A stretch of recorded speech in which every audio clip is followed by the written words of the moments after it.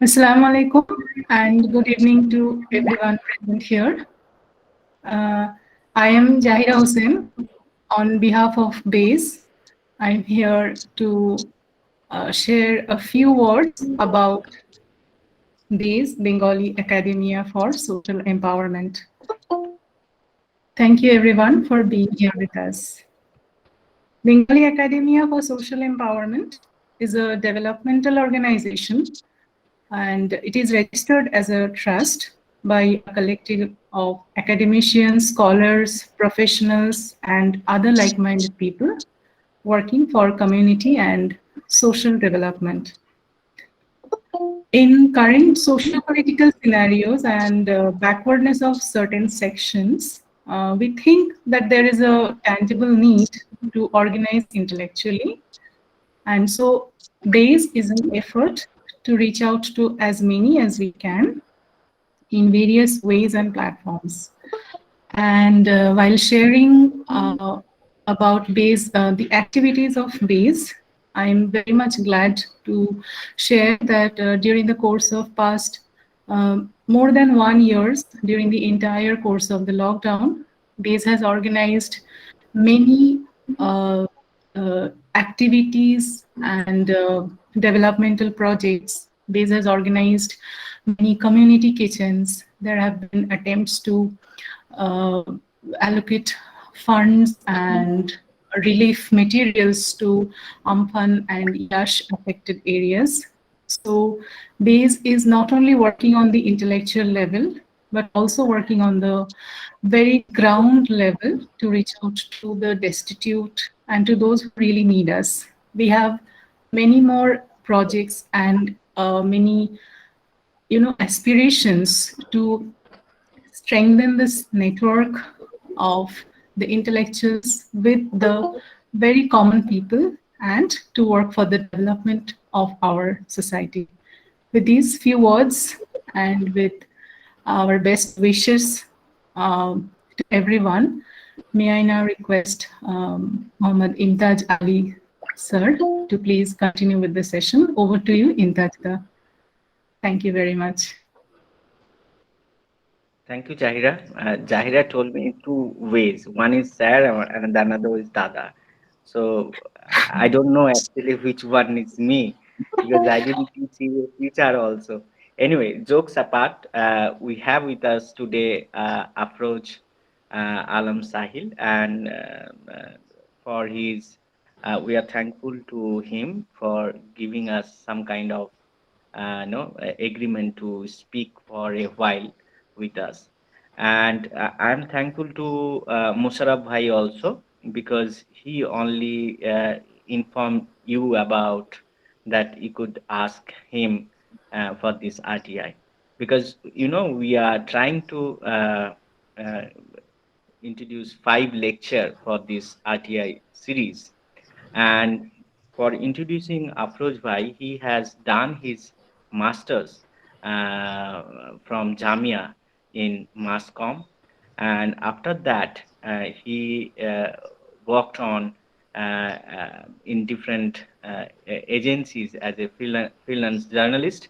And you know already that he is actually one of the uh, founding member of this Beyond Headline web website, where he and his other friend also working on that.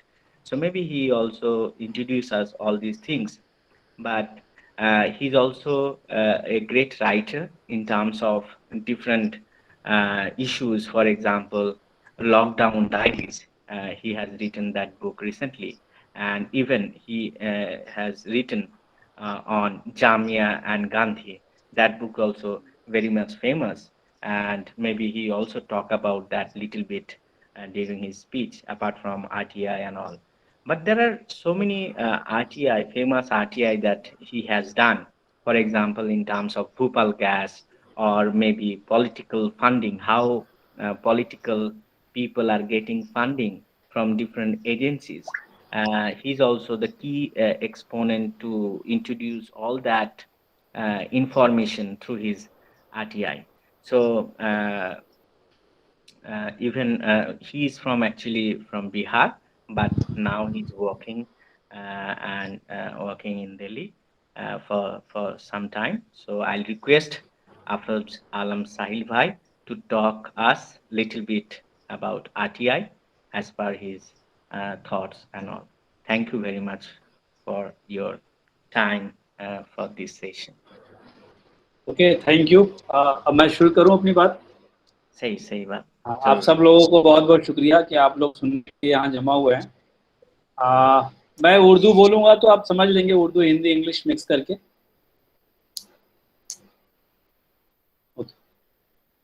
हमारा pure language उतना ज्यादा नहीं मालूम। हाँ, कोई बात नहीं, आप कंटिन्यू कीजिए, आप मिला के थोड़ा बोलिएगा। हाँ, तो आज का जो हम लोगों ने टॉपिक रखा है आज के इस टॉक का, डेमोक्रेसी एंड आरटीआई।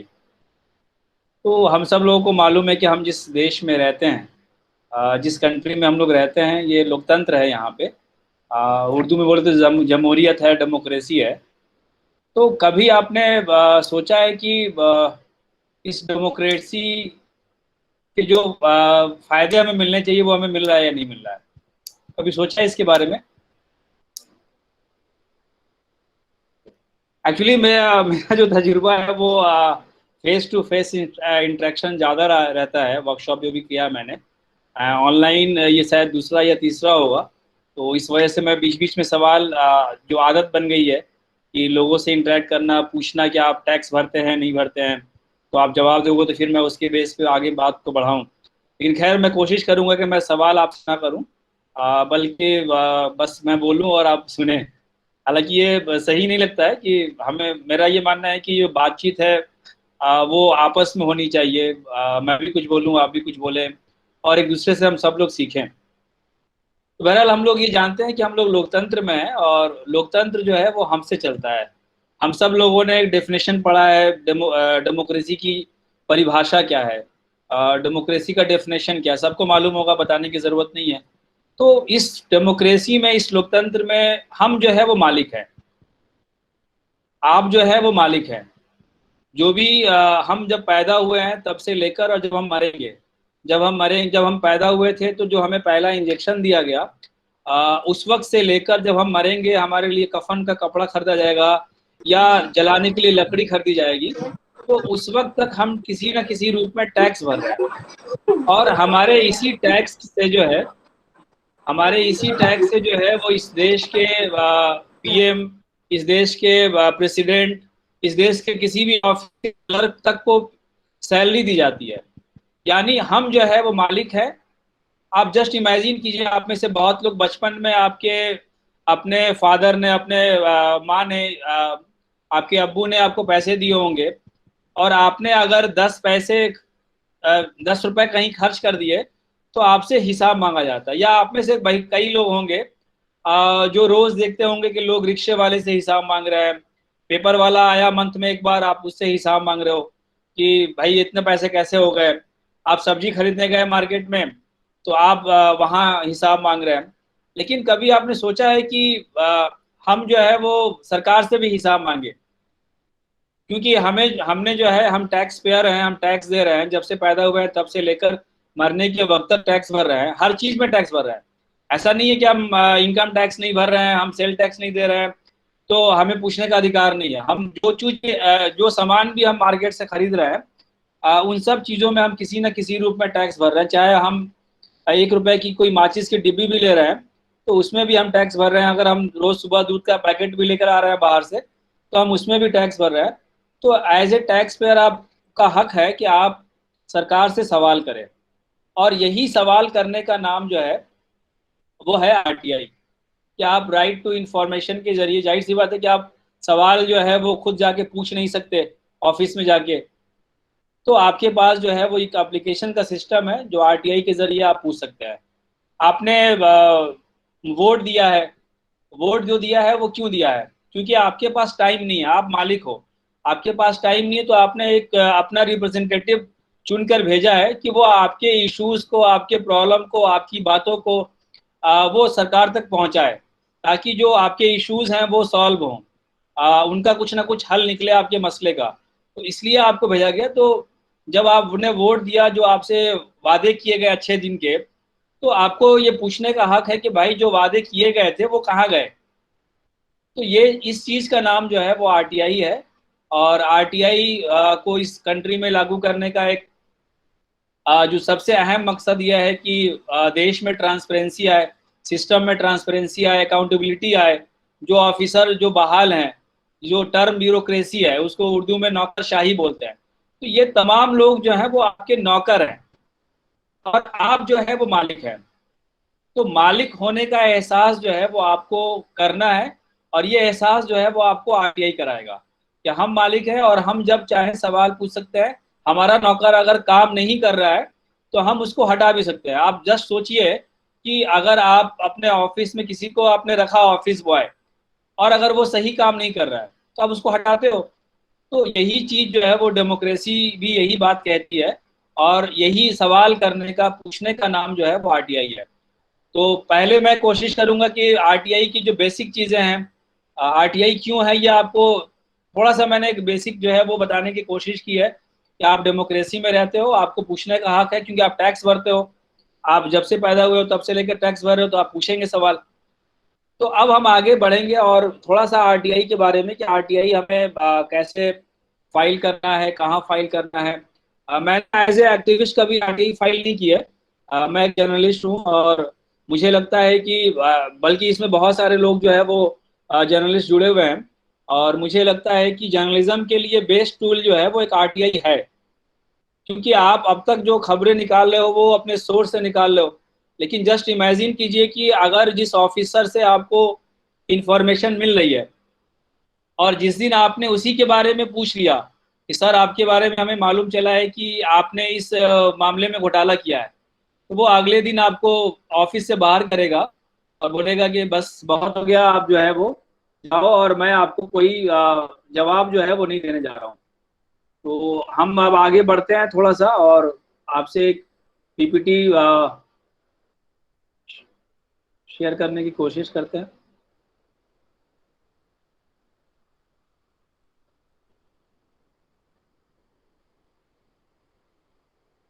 ये दिख रहा है इम्तियाज भाई? हाँ ठीक है ठीक है। तो राइट टू इंफॉर्मेशन एक्ट जो है वो 12 अक्टूबर 2005 को लागू हुआ, जम्मू कश्मीर को छोड़ के, क्योंकि उस वक्त जम्मू कश्मीर में धारा 370 लागू था जो अब हट गया है। लेकिन जम्मू कश्मीर का अपना एक एक्ट है और काफ़ी बेहतरीन एक्ट है, वहाँ लोग आरटीआई पे बहुत अच्छा काम कर रहे हैं। अच्छा, मैं जो बात कर रहा हूँ वो जो मेरा पीपीटी है वो सेंट्रल गवर्नमेंट के सेंट्रल एक्ट के तहत है। तो हो सकता है कि शायद कुछ डिफरेंसेस स्टेट के उसमें हो सकता है, तो उसका आपको थोड़ा सा ध्यान रखना होगा।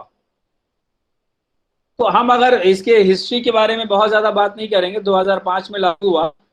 माना जाता है कि ये कानून जो है सबसे पहले प्रेस काउंसिल ऑफ इंडिया ने इसकी बातचीत शुरू की थी कि एक ऐसा कानून देश में होना चाहिए जहां से जर्नलिस्ट जो है वो इंफॉर्मेशन निकाल सके।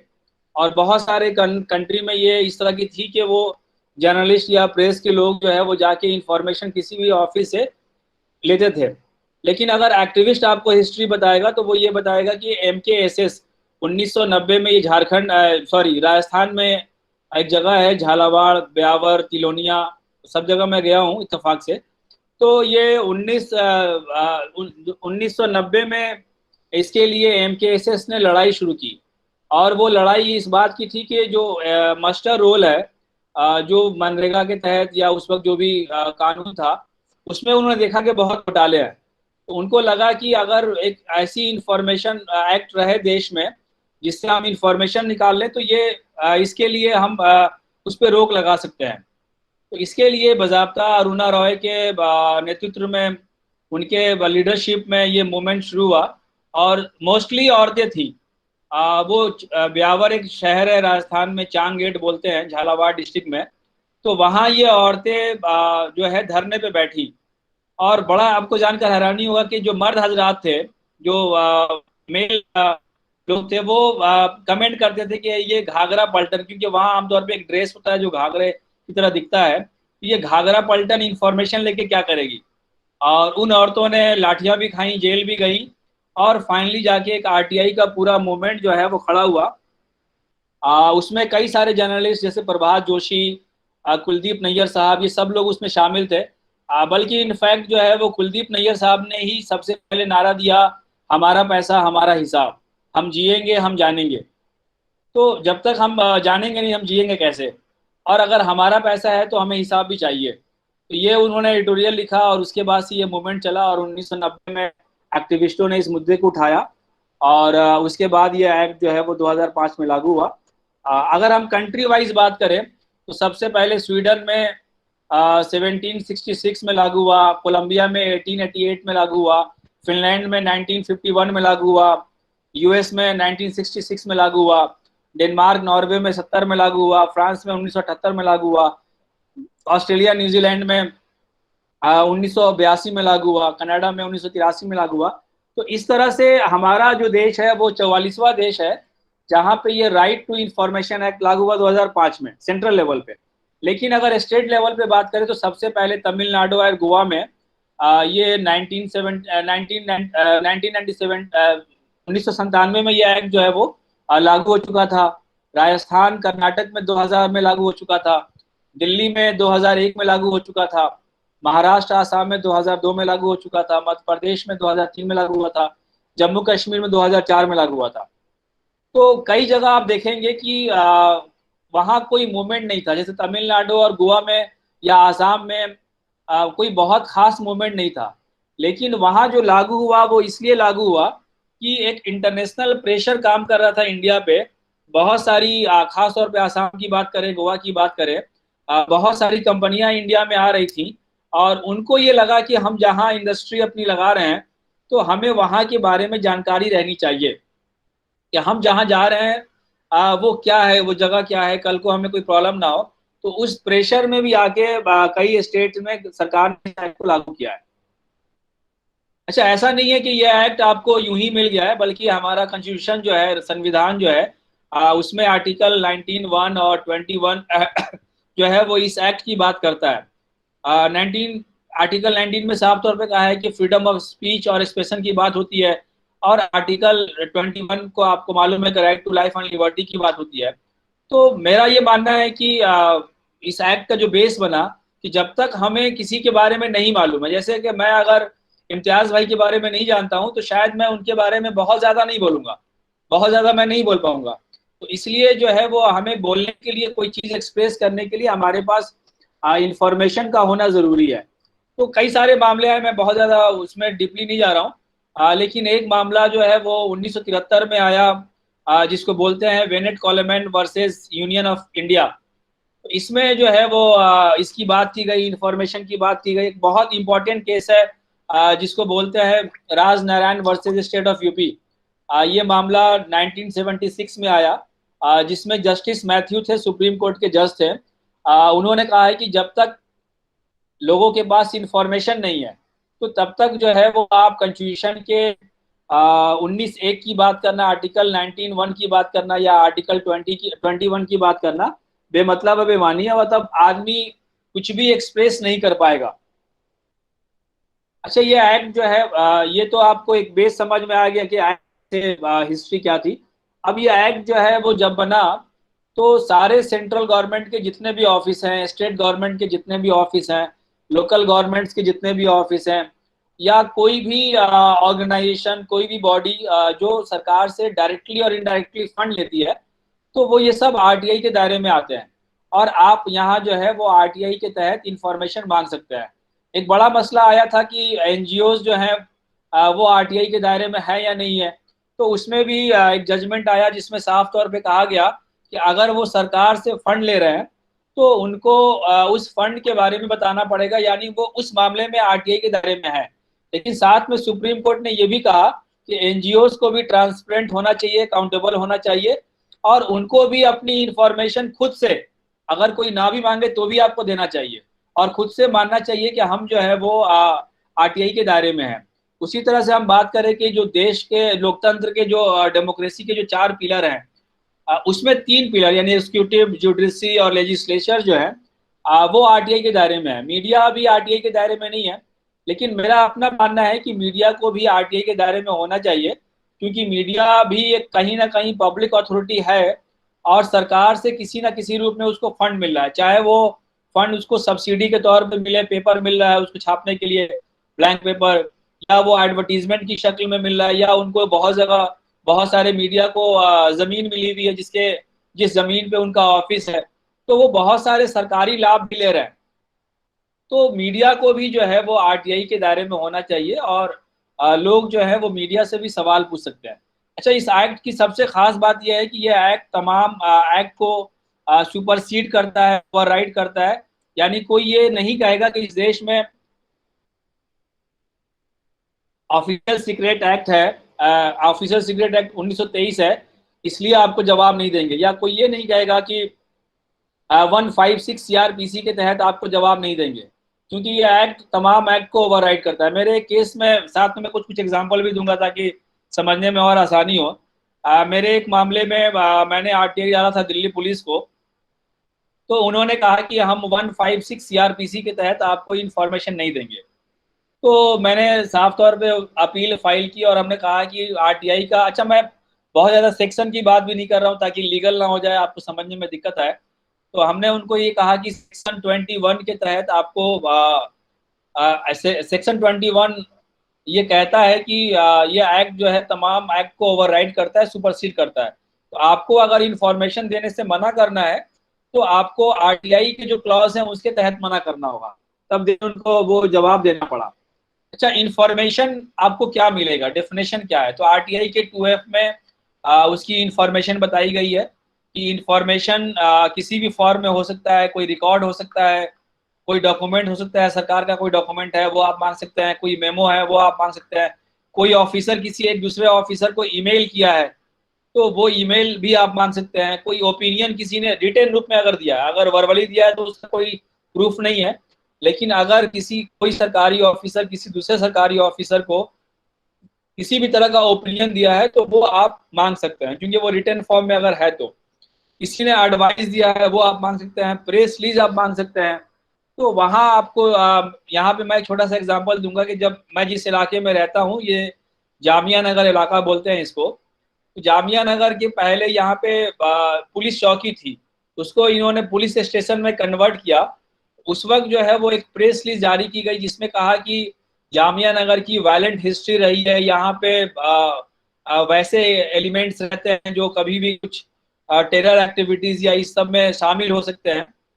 तो ये प्रेस रिलीज जारी किया, लेकिन मीडिया ने इसको रिपोर्ट नहीं की। तो फिर हमने देन आरटीआई के जरिए मांगा कि जो प्रेस रिलीज इस डेट को जितने भी प्रेस रिलीज जारी हुए वो हमें दिया जाए। तो हमें वो प्रेस रिलीज की कॉपी आरटीआई के जरिए मिली, जो यहाँ पे एक खबर बनी, और बाद में जो है वो पुलिस हेडक्वार्टर ने उस पर माफ़ी मांगा कि हमसे वो गलती हो गई थी, लिखने में कुछ मिस प्रिंट हुआ था। तो उसी तरह से आप सर्कुलर आप मांग सकते हैं, कोई ऑर्डर है वो आप मांग सकते हैं, कोई लॉग बुक है वो आप मांग सकते हैं, गवर्नमेंट ने कोई एमयू साइन किया है वो आप मांग सकते हैं, कोई कॉन्ट्रैक्ट साइन किया है वो आप मांग सकते हैं, गवर्नमेंट ने कोई रिपोर्ट अगर बनाई है वो आप मांग सकते हैं। अगर वो रिपोर्ट अगर पार्लियामेंट में पेश होना है तो उस कैबिनेट से पहले आप नहीं मांग पाएंगे, लेकिन आपको मांगने का हक है।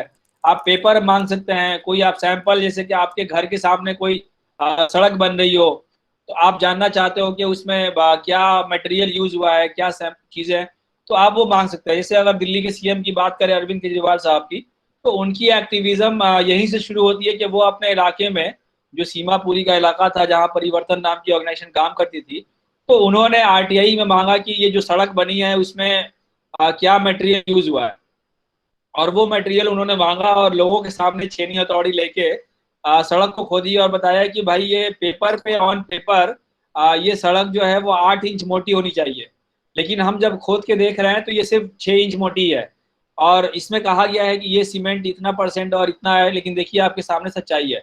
तो आप ये भी मांग सकते हैं, कोई मॉडल अगर बना है, कोई ब्लूप्रिंट तैयार हुआ है, तो वो भी आप आरटीआई के जरिए मांग सकते हैं। कोई भी डेटा अगर इलेक्ट्रॉनिक फॉर्म में हो तो वो भी आप मांग सकते हैं। इवन अगर सीसीटीवी फुटेज मांगनी है आपको तो वो इंफॉर्मेशन भी आप मांग सकते हैं। तो ये जो है वो आरटीआई का 2F जो है वो बहुत डिटेल में बात करता है कि क्या क्या इंफॉर्मेशन जो है वो आप आरटीआई के जरिए मांग सकते हैं। यानी आप आरटीआई के जरिए 4 काम कर सकते हैं कि आप सरकार से कोई भी इंफॉर्मेशन मांग सकते हैं, कोई भी सवाल पूछ सकते हैं, सरकार का कोई भी डॉक्यूमेंट्स ले सकते हैं, किसी भी काम का इंस्पेक्शन कर सकते हैं। अगर मान लीजिए कि आपके सामने घर के सामने या आस पड़ोस में आपके मोहल्ले में कहीं भी कोई बिल्डिंग बन रही हो और आपने आरटीआई का से डॉक्यूमेंट्स मांग रखा है और आप चाहें तो उनसे आर्टिकल 2J के तहत टाइम लेकर आप उस काम को इंस्पेक्ट कर सकते हैं, जाके वो उसको देख सकते हैं। ये भी आपको आरटीआई जो है वो अधिकार देता है। कई बार होता है कि आप जब इंफॉर्मेशन मांगते हैं तो आपसे कहा जाता है कि आपकी इंफॉर्मेशन 1 लाख पेज में है, तो आपको 2 लाख रुपए देना पड़ेगा। तो यहाँ डरने की जरूरत नहीं है। आप यहाँ पे आप ये जो वाला सेक्शन है आरटीआई का 2J, उसके तहत आप डालेंगे और बोलेंगे कि हमें वो फाइल्स देखनी है, उसके लिए हमें टाइम दिया जाए, तो फिर आपको टाइम मिलेगा और आप जाके सारे डॉक्यूमेंट्स दे सकते हैं। आपको कितना टाइम लगता है उससे कोई मतलब नहीं है। तो ये काम जो है वो आरटीआई में आप कर सकते हैं। आप सरकार के काम का कोई भी सैंपल आप मांग सकते हैं मटेरियल का। तो यानी 4 काम जो है वो आप आरटीआई के जरिए कर सकते हैं। अब आइए प्रोसेस। मैं जल्दी जल्दी कोशिश कर रहा हूँ ताकि बाद में जो है वो हमारी बातचीत जो है वो ज़्यादा हो पाए। प्रोसेस क्या है कि प्रोसेस बहुत सिंपल है। जैसे सब लोगों ने कॉलेज में स्कूल में एप्लीकेशन लिखा है, वैसा ही एप्लीकेशन लिखना होता है to the public information officer. Department का नाम, डिपार्टमेंट का एड्रेस और subject application for obtaining information under RTI act 2005, और फिर आपके सवाल और नीचे आपका सिग्नेचर, आपका एड्रेस और 10 रुपये की फीस। वेस्ट बंगाल में कोर्ट स्टाम्प फी लगता है 10 रुपये का, वो उसके साथ आप भेज सकते हैं। आपको ये इंफॉर्मेशन जो है वो 30 दिन में मिलेगी। लेकिन अगर कोई इंफॉर्मेशन जिसमें लाइफ और लिबर्टी इन्वॉल्व है, वो इंफॉर्मेशन आपको 48 आवर्स में मिलेगा। एग्जाम्पल दे रहा हूँ, जामिया का एक स्टूडेंट था, उसने सारे एग्जाम पास कर लिए थे, सिर्फ एक पेपर में उसके नंबर कम आए थे, सिर्फ 6 नंबर आया था, और बाकी सारे पेपर में वो अबव 75 70, और उसका सिलेक्शन जेएनयू में हुआ। वहाँ वो उसने एग्जाम क्वालिफाई कर लिया था, उसको एडमिशन लेने के लिए 5 दिन का वक्त मिला था, लेकिन वो फेल था। तो उसने सोचा कि अगर मैं कॉलेज का जो रूल है कि कॉपी रीचेकिंग का मैं करूंगा या मार्कशीट रीचेकिंग का डालूंगा तो उसमें 30 दिन लग जाएगा, तो मुझे शायद बहुत वक्त लग जाए और मेरा दाखिला एडमिशन जो है वो जेएनयू में नहीं हो पाए। तो वैसे कंडीशन में उसने आरटीआई का इस्तेमाल किया और उसने लिखा कि आप लाइफ एंड लिबर्टी के तहत आप जो है वो हमें ये इंफॉर्मेशन दे। तो बहरहाल इंफॉर्मेशन तो नहीं मिला, लेकिन फौरन उसकी कॉपी चेक की गई तो मालूम चला कि उसके आंसर शीट का नंबर जो है वो गलत चढ़ गया था। वो 66 नंबर लाया था, लेकिन वो सिर्फ 6 चढ़ गया था। अच्छा, ये 30 दिन में आपको जवाब मिलना होता है। लाइफ एंड लिबर्टी के मामले में 48 आवर्स में मिलेगा। कोई भी जो है वो पीआईओ रिफ्यूज नहीं कर सकता है आपका एप्लीकेशन लेने से। एप्लीकेशन लेने के लिए कोई रीजन नहीं पूछ सकता है कि क्यों आप फाइल कर रहे हो, क्योंकि आपका राइट है, आप फाइल कर रहे हो। दूसरा है कि अगर वो 30 दिन के अंदर अंदर जवाब देता है वो डिपार्टमेंट, वो पीआईओ, तो वो पर पेज 2 रुपये चार्ज मांग सकता है, या जो भी चार्जेस जो अप्लाई होते हैं वो आपसे मांग सकता है। लेकिन अगर वो 30 दिन के बाद जवाब देता है तो वो उसको पैसा मांगने का अधिकार नहीं है। ऐसा कई बार केस मेरे सामने आया। जैसे मैंने एक एनएचआरसी में आरटीआई फाइल की और मुझसे कहा गया कि आपकी इंफॉर्मेशन जो है वो तकरीबन 11,000 पेज में है, आप 22,000 रुपये जमा कीजिए। तो क्योंकि मैं एक जर्नलिस्ट हूँ, मेरे लिए वो इंफॉर्मेशन बहुत ज़रूरी था लेना, तो मैंने चेक के ज़रिए पेमेंट किया, मैं इंफॉर्मेशन लेकर आया और नेक्स्ट डे मैंने जो है वो वहाँ के पीआईओ को लेटर लिखा कि आपने क्योंकि with in time period information नहीं दिया था, तो मैं अब फर्स्ट अपील फाइल कर रहा हूँ। तो उस पीआईओ ने फ़ोन किया, जब आपको ये रूल मालूम था तो आपने पे किया ही क्यों, आइए वो अपना वापस चेक लेके जाइए। और फिर वो वापस चेक मुझे मिल गया। अगर आपको जवाब ना मिले तो फिर क्या, या आपको जो इंफॉर्मेशन मिली है वो आधी अधूरी है, गलत है, इनकम्प्लीट है, या आप सेटिस्फाइड नहीं है, या कोई चीज़ उसमें मिसिंग है, तो वैसे कंडीशन में हर डिपार्टमेंट में एक फर्स्ट अपीलेट अथॉरिटी है। जिस तरह से हर डिपार्टमेंट में पीआईओ है या एपीआईओ है। एपीआईओ मतलब असिस्टेंट पब्लिक इंफॉर्मेशन ऑफिसर। और पीआईओ मतलब पब्लिक इंफॉर्मेशन ऑफिसर। उसी तरह से हर डिपार्टमेंट में फर्स्ट अपील अथॉरिटी है, उसके पास जो है वो आप फर्स्ट अपील कर सकते हैं। आप बता सकते हैं कि मैंने फला डेट को आरटीआई फाइल की थी, लेकिन मुझे उसके बारे में कोई इंफॉर्मेशन नहीं दी गई, या जो मुझे इंफॉर्मेशन दी गई है वो इनकम्प्लीट है या मुझे नहीं मिली है। तो उस कंडीशन में जो है वो आप फर्स्ट अपील कर सकते हैं। फर्स्ट अपील का एप्लीकेशन भी बहुत आसान होता है, लास्ट में मैं शेयर करूंगा आपसे एप्लीकेशन। वैसे बहुत सारे स्टेट में फॉर्म होता है, आप फॉर्म को भरिए और वहां से आपको इंफॉर्मेशन मिल जाएगी। वैसे ही अगर आपको सेंट्रल गवर्नमेंट में कोई आरटीआई डालना है तो आपको कहीं जाने की जरूरत नहीं है, आप घर पे बैठ के ऑनलाइन आरटीआई फाइल कर सकते हैं, rti.online.gov.in। अगर आप बिहार के रहने वाले हैं तो वहाँ भी आरटीआई ऑनलाइन है, अगर आप महाराष्ट्र के रहने वाले हैं तो वहाँ भी आरटीआई ऑनलाइन है, अगर आप महाराष्ट्र भी आ रहा हूँ तो दिल्ली में रहने वाले हैं तो आप दिल्ली में भी जो है वो आरटीआई ऑनलाइन है। वेस्ट बंगाल में अभी आरटीआई ऑनलाइन हुआ है नहीं हुआ है मुझे इसकी जानकारी नहीं है। जो लोग वेस्ट बंगाल के हैं वो शायद इसको जानते होंगे, या मैं फिर बाद में चेक करके आपको बताऊंगा। तो आप ऑनलाइन आरटीआई जो है वो फाइल कर सकते हैं, यानी आपको कहीं जाने की जरूरत नहीं है। उसी तरह से अगर आपको फर्स्ट अपील के बाद भी इंफॉर्मेशन नहीं मिला तो आप अगले 90 दिनों के अंदर कभी भी सेकेंड अपील फाइल कर सकते हैं, और ये सेकेंड अपील जो है वो स्टेट इंफॉर्मेशन कमीशन में होगा। और अगर आपकी आरटीआई सेंट्रल गवर्नमेंट से जुड़ी हुई है तो उस कंडीशन में वो आरटीआई आप जो है वो सेंट्रल इंफॉर्मेशन कमीशन में फाइल करेंगे। फीस की बात करें तो फीस 10 रुपये जो है वो एप्लीकेशन फ़ी है। 3 स्टेट में ज़्यादा है, जैसे गुजरात में ये फ़ीस 20 रुपये है, हरियाणा में ये फ़ीस 50 रुपये थी लेकिन शायद अब वो 10 रुपये पे आ गई है, और सिक्किम में ये फ़ीस जो है वो 100 रुपये है। सिक्किम में फ़ीस 100 रुपये इसलिए मैं वहाँ गया हूँ तो मैंने समझने की कोशिश की, तो वहाँ लोग पहाड़ों पर रहते हैं और एक पीआईओ के लिए बहुत मुश्किल होता है, एक ऑफिसर के लिए, कि इंफॉर्मेशन वो साइकिल से लेके जा रहा है और वो इंफॉर्मेशन उनके घर तक पहुंचा रहा है, तो इसलिए वहाँ फीस ज़्यादा है। अपील की फ़ीस की बात करें तो मैक्सिमम जगहों पे फीस जो है 10 ही रुपये है। कुछ कुछ स्टेट में फ़ीस नहीं है, जैसे सेंट्रल गवर्नमेंट में आपको कोई फीस देने की ज़रूरत नहीं है, आपको दिल्ली गवर्नमेंट में कोई फीस देने की ज़रूरत नहीं है, लेकिन कुछ कुछ स्टेट में फ़ीस ज़्यादा है, जैसे कि महाराष्ट्र में फ़ीस 20 रुपये है, कुछ स्टेट में ज़्यादा भी है।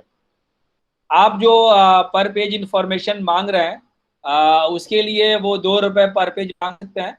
यूजुअली जो पीआईओ है वो 10 पेज तक 5 पेज तक जो है फ्री में देते हैं, लेकिन कुछ कुछ पीआईओ जो होते हैं वो परेशान करने के लिए आपको बोलेंगे कि आपकी इंफॉर्मेशन 1 पेज की है, और वो 2 रुपये मांगने के लिए उसने रजिस्ट्री पोस्ट में तकरीबन 20-25 रुपये खर्च कर दिया, और आपको भी 2 रुपये भेजने के चक्कर में आपको भी 20-25 रुपये खर्च करना पड़ेगा। लेकिन यूजुअली जो है वो पीआईओ अच्छे होते हैं और वो जो है आपको 10 पेज तक की इंफॉर्मेशन फ्री में देते हैं। अगर आपने जो इंफॉर्मेशन मांगी है वो A4 या A3 साइज से बड़े पेज में है तो उसका जो कॉस्ट होगा वो पीआईओ आपसे मांग सकता है, या आपने अगर कोई प्रिंटेड पब्लिकेशन मांग लिया है तो उस कंडीशन में जो उसकी प्राइस होगी वो आपको पे करना होगा। अगर आप इंस्पेक्शन करने जा रहे हैं और उस वक्त जो है आपको कोई भी फोटो कॉपी चाहिए, कोई भी चीज़ चाहिए, तो वो उसका जो चार्ज होगा वो 2 रुपये पर पेज होगा। पहले लोग फ्लॉपी चलता था या सीडी में मांगते थे, अब तो खैर वो कोई मांगता नहीं है, ऑनलाइन आपको मिल जाती है इन्फॉर्मेशन। तो उस कंडीशन में 50 रुपये फीस थी। अगर आप कोई सैंपल मांग रहे हैं, कोई मॉडल मांग रहे हैं, तो उसकी जो एक्चुअल कॉस्ट है वो आपको देनी पड़ेगी। अगर आप इंस्पेक्शन के लिए मांग रहे हैं तो पहला 1 घंटा फ्री है, बाद में आपको हर आधे घंटे 1 घंटे पे 5 रुपये देने का। किसी किसी स्टेट में ये ज़्यादा भी है, कहीं 10 रुपये कहीं 15 रुपये भी है, लेकिन मैक्सिमम जो है वो 15 रुपये देखा है मैंने। वेस्ट बंगाल का हमें एक बार देखना पड़ेगा। अगर आपको पीआईओ ने इंफॉर्मेशन नहीं दी तो फिर क्या? तो उस कंडीशन में जो है वो आपने अपील जो किया है तो फर्स्ट अपील अथॉरिटी या सेकेंड अपील में उस पर पेनाल्टी हो सकता है। वो पेनाल्टी 250 से लेकर 25,000 रुपये तक हो सकता है। मेरे तकरीबन 27 या 28 मामलों में पेनाल्टी हुई है 25,000 की। यहाँ एक बहुत इंटरेस्टिंग केस मैं बता रहा हूँ। मेरे एक दोस्त ने आरटीआई फाइल की डीयू में, जब हम लोग स्टूडेंट थे, अब तो स्टूडेंट लाइफ में है नहीं, लेकिन ये इंटरेस्टिंग है इसलिए मैं आपको बता रहा हूँ। कैंटीन का खाना बहुत बुरा था, तो उसने आरटीआई फाइल की कि कैंटीन के खाने के लिए टेंडर किसको दिया जाता है, क्या बेस है, क्या चीज़ें हैं। तो आरटीआई डालने के बाद कैंटीन जो है वो वाले ने कहा कि अरे यार क्यों परेशान कर रहे हो, तुम्हारे लिए हम अलग से खाने का इंतजाम कर देंगे। इसने कहा कि नहीं। बहरहाल फर्स्ट अपील किया, फर्स्ट अपील के बाद थोड़ा सा डराया भी गया, फिर सेकेंड अपील में गए, सेकेंड अपील में पेनाल्टी लग गई। तो हम लोग यूं ही बैठे हुए थे दोस्त कैंटीन में, हमने कहा कि भाई पेनाल्टी लग गई, ऐसा क्या सरकार के खाते में, तुमने जो मेहनत की 1 साल तकरीबन 6 महीने 8 महीने, उसका फ़ायदा क्या हुआ। तो मेरे उस दोस्त ने लेटर लिखा सीआईसी में कि हम जो है वो 6 महीने परेशान रहे और आने जाने और तमाम तरह की हैरेसमेंट हुई, पैसे खर्च हुए, तो उस पैसे पे हमारा हक है। तो पहला जजमेंट था जिसमें पीआईओ ने, ये सीआईसी ने कहा कि भाई इनको जो है वो पैसे दिए जाए। आधा पैसा जो है वो 12,500 रुपये जो है वो एप्लीकेंट को दिया जाए, क्योंकि इनके भी खर्च हुए हैं, और उस एप्लीकेंट को यानी मेरे फ्रेंड को वो पैसे मिले और हम लोगों ने उसकी पार्टी की। अच्छा, मेरी बात आवाज़ सुन रहे हैं आप लोग? हाँ, ऐसा सुनाई तो दे नहीं रहा कि है, सुनाई दे रहा है। मैं सुनाई सिर्फ दे रहा बोल रहा हूँ और आवाज़ ना जा रही हो। नहीं सुनाई दे रहा नहीं है। नहीं सर, बहुत अच्छा हो रहा है, बहुत अच्छा रहा है। तो ये चीज़ जो है, अच्छा ऐसा नहीं है कि आपको सारी इंफॉर्मेशन मिल जाएंगी। आरटीआई में सेक्शन है जिसको सेक्शन 8 बोलते हैं। सेक्शन 8 में 8 सब सेक्शंस है। जैसे कि सेक्शन 8(1) है, ये कहता है कि आपको वैसी इंफॉर्मेशन नहीं मिलेगी जो देश की सॉवरेनिटी को, इंटीग्रिटी को, सिक्योरिटी को खतरा पहुंचाती हो। तो वैसी इंफॉर्मेशन जो है या फॉरेन गवर्नमेंट से कोई चीज़ ली गई है, उसको आपको नहीं दिया जाएगा। वैसी इंफॉर्मेशन आपको नहीं मिलेगी जिसको देने से कोर्ट ने मना किया हो, या कंटेम्प्ट ऑफ कोर्ट का मामला होता हो, या कोर्ट में मामला चल रहा होता है। या आपको वैसी इंफॉर्मेशन नहीं मिलेगी जो कि पार्लियामेंट या लेजिस्लेचर के प्रिविलेज को अफेक्ट करे, तो वो इंफॉर्मेशन आपको नहीं मिलेगा। या अगर गवर्नमेंट ने कमर्शियल कॉन्फिडेंस में कोई ट्रेड सीक्रेट या इंटेलेक्चुअल प्रॉपर्टी ली है तो वो आपको नहीं मिलेगा। जैसे मान लीजिए एग्जाम्पल के तौर पे आपने पीएचडी की और आपने थेसिस जमा किया, तो जब तक वो अवार्डेड नहीं हो जाएगा तो कोई दूसरा आदमी आरटीआई डाल के वो उसको नहीं ले सकता है, क्योंकि वो एक तरह से इंटेलेक्चुअल प्रॉपर्टी है, उस पर डिग्री अभी अवार्ड नहीं हुआ है। या अगर फॉरेन गवर्नमेंट से कोई भी इंफॉर्मेशन कॉन्फिडेंट में अगर हमारी सरकार ने लिया है, किसी ने भी लिया है, तो वो इंफॉर्मेशन आपको नहीं मिलेगी। या वैसी इंफॉर्मेशन जो किसी के लाइफ को डेंजर में डालता हो, तो वैसी इंफॉर्मेशन आपको नहीं मिलेगा। या वैसी इंफॉर्मेशन जो इन्वेस्टिगेशन के प्रोसेस में रुकावट पैदा कर सकता हो, तो वैसी इंफॉर्मेशन आपको नहीं मिलेगी। या कैबिनेट पेपर जिसकी बात मैंने पहले की है, जब तक उस पर कोई डिसीजन ना हो या वो पेश ना हो चुका हो कैबिनेट में, तब तक वो पेपर आपको नहीं मिलेंगे। या किसी की पर्सनल इंफॉर्मेशन जो है वो जो किसी की प्राइवेसी को या उसको इंटरेस्ट को हार्म करता हो, तो वैसी इंफॉर्मेशन आपको नहीं मिलेगी। या अगर कॉपीराइट का इशू हो, वहां पे आपको नहीं मिलेगा। या सिक्योरिटी एजेंसी की कोई इंफॉर्मेशन है, वहां नहीं मिलेगा।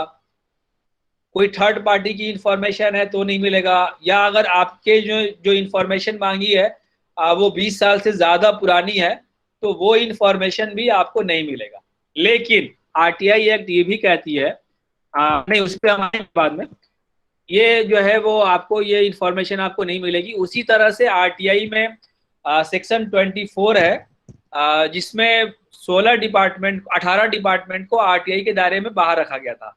बाद में शेड्यूल 2 लाया गया जिसमें 4 डिपार्टमेंट और जुड़ गए, और उनमें जो है वो कहा गया कि हम इंफॉर्मेशन नहीं दे सकते हैं। जैसे आईबी और रॉ की इंफॉर्मेशन आपको नहीं मिलेगी। जैसे कि डायरेक्टरेट ऑफ रेवेन्यू इंटेलिजेंस जो है आपको कोई इंफॉर्मेशन नहीं देगी। सेंट्रल इकोनॉमिक इंटेलिजेंस ब्यूरो आपको इंफॉर्मेशन नहीं देगी। डायरेक्टरेट ऑफ इन्फोर्समेंट जो है वो आपको नहीं देगी। नार्कोटिक्स कंट्रोल ब्यूरो आपको इंफॉर्मेशन नहीं देगी। एविएशन रिसर्च सेंटर आपको नहीं देगी। स्पेशल फ्रंटियर फोर्स आपको नहीं देगा। या CRPF, ITBF, CISF, NSG, special branch, CID, Andaman and Nicobar, ये लोग आपको इंफॉर्मेशन नहीं देंगे। या स्पेशल सर्विस ब्यूरो आपको इंफॉर्मेशन नहीं देगा। या आसाम राइफल आपको इंफॉर्मेशन नहीं देगा।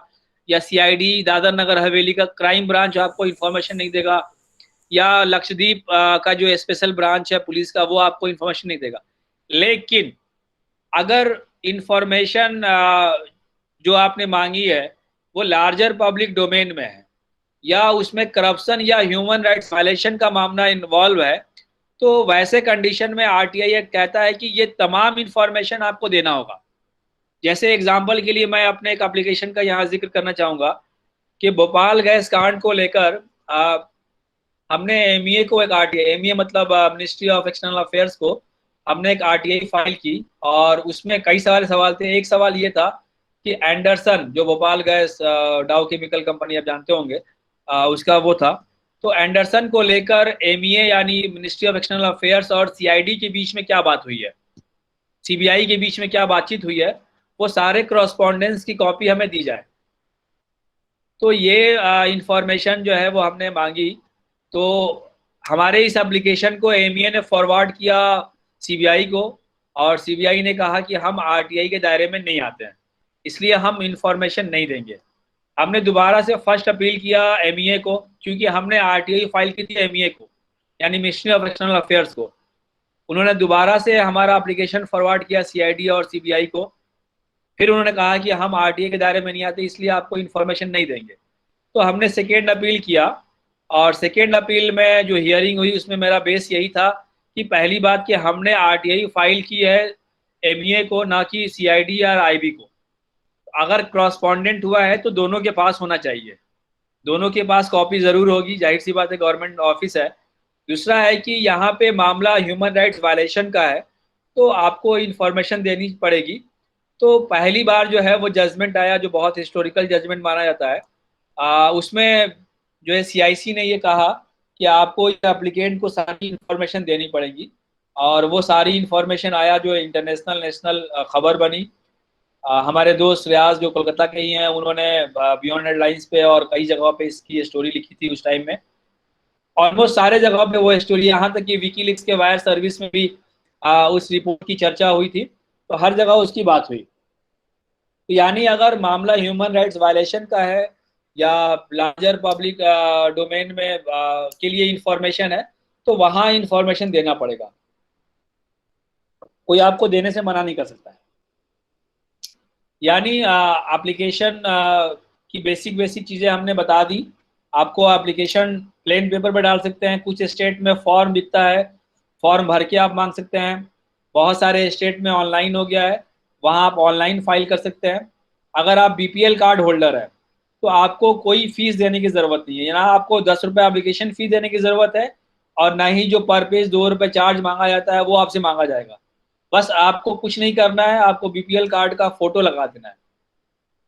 उसी तरह से 629 पोस्ट ऑफिस हैं जो आरटीआई एप्लीकेशन को एक्सेप्ट करते हैं, यानी आपको स्पीड पोस्ट या रजिस्टर्ड पोस्ट करने की ज़रूरत नहीं है। जो सेंट्रल गवर्नमेंट के पोस्ट ऑफिस है वहाँ आरटीआई का एक अलग से काउंटर होता है, वहाँ जाएंगे, आपका वो एप्लीकेशन लेंगे, आपको एक रिसिप्ट देंगे, आप लेके चले जाइए, आपको फीस भरने की ज़रूरत नहीं है।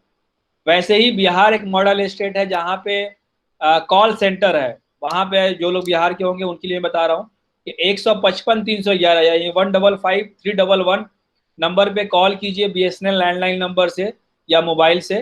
फ़ोन पे ही वो आपका एप्लीकेशन, आपका नाम, एड्रेस सब कुछ पूछेंगे, फ़ोन पे ही आपका एप्लीकेशन टाइप होगा और वहीं पे आपको एप्लीकेशन नंबर मिलेगा और आपके फ़ोन से 10 रुपये चार्ज कट जाएगा। तो ये सुविधा वहाँ पे है। आरटीआई में एक बहुत अच्छा प्रोविज़न है जिसको बोलते हैं सुमोटो क्लॉज, यानी सेक्शन 41B, कि लोगों को इन्फॉर्मेशन मांगने की ज़रूरत ना पड़े, इसलिए 17 पॉइंट्स दिए गए हैं कि उस पॉइंट्स पे इंफॉर्मेशन जो है सारे सरकारी डिपार्टमेंट्स जो हैं वो ऑनलाइन डाल दें या अपने नोटिस बोर्ड पे लगा दें, ताकि लोग जो है वो इन्फॉर्मेशन मांगे नहीं, वहीं से कर ले। 17 पॉइंट्स में बहुत सारी चीज़ें हैं कि भाई इस डिपार्टमेंट की या इस ऑफिस में कितने लोग काम कर रहे हैं, उनकी सैलरी कितनी है, रिसेंटली 1 साल में क्या क्या काम हुआ है, मेजर प्रोजेक्ट्स क्या क्या रहे हैं, नेक्स्ट ईयर का क्या प्लान है, कितना सैलरी, मतलब बेसिक चीज़ें उसमें 17 पॉइंट्स में दिए गए हैं ताकि आपको आरटीआई डालने की ज़रूरत ना पड़े। रिसेंटली 5-6 साल पहले सरकार ने बहुत सारे वादे किए, उनमें से एक जुमला ये भी था, जुमला ही बोलूँगा, कि लोग को आरटीआई की डालने की ज़रूरत ना पड़े, इसलिए सारे आरटीआई एप्लीकेशंस ऑनलाइन डाल दिए जाए, ताकि हम डालने से पहले ऑनलाइन अपने हिसाब से चेक कर लें, फिर हम जाके आरटीआई डालें अगर हमें ज़रूरत है। तो हो सकता है कि हमने जो इन्फॉर्मेशन मांगी है वो इन्फॉर्मेशन ऑलरेडी मांगा जा चुका हो, लेकिन ये जो है वो डिपार्टमेंट डालते तो हैं लेकिन पब्लिक एक्सेस में नहीं है। मैं 2014 में डीओपीटी के साथ मैंने काम किया, मैं आरटीआई फेलो था 2014 का। और मैंने थोड़ा सा मैं बता दूं अपने बारे में कि जेल पे रिसर्च किया कि जेल के जो प्रिजनर्स हैं, कैदी हैं, वो आरटीआई कैसे फाइल करते हैं। ये एक सरकार का प्रोजेक्ट था, मेरा खुद का प्रोजेक्ट नहीं था, डीओपीटी उसको फंड कर रही थी। मेरा केस स्टडी जो था वो तिहाड़ जेल और मुंबई का आर्थर रोड जेल था। तो हमने उसमें देखा कि सिस्टम तो है, वो अपलोड कर रहे हैं, डीओपीटी अपलोड कर रही है, सारे एप्लीकेशन आ रहे हैं, लेकिन वो पब्लिक डोमेन तक नहीं पहुंच पा रही है। तो ये मैंने बेसिक बेसिक चीज़ें बताने की कोशिश की। मुझे लगा है कि ऑलरेडी मैंने 40 मिनट तकरीबन ले लिए हैं। जी इम्तियाज भाई। अच्छा, ठीक है, थैंक यू। तो आपका बहुत अच्छा रहा, बहुत नहीं, हमने अब शॉर्ट में हमारे पास सुनाने के लिए बहुत सारी कहानियां हैं, आप पूछेंगे तो हम सुना सकते हैं, लेकिन शॉर्ट में आरटीआई के बारे में जो बताया जा सकता है वो हमने बताने की कोशिश की। मैं ये दावा नहीं करूंगा कि सब चीज़ें मैंने बता दी, हो सकता है कि बहुत सारी चीज़ें रह गई हों। सही बात है। तो अब जो है वो आपके ऊपर है, अगर आपको समझ में आ गया हो तो भी सवाल करिए, ना आया हो तो भी सवाल करिए। नहीं, कोई बात नहीं। लेकिन मैं मेरा प्रश्न पूछने से पहले मैं हमारा जो ऑडियंस है, जो लोग सुन रहे हैं, आई जस्ट रिक्वेस्ट देम যে আপনাদের যদি কোনো প্রশ্ন থাকে আপনারা একটু প্রশ্ন করতে পারেন। আপনারা হ্যান্ড রেজ করে আপনারা প্রশ্ন করতে পারেন, প্লিজ। হ্যাঁ, বলুন।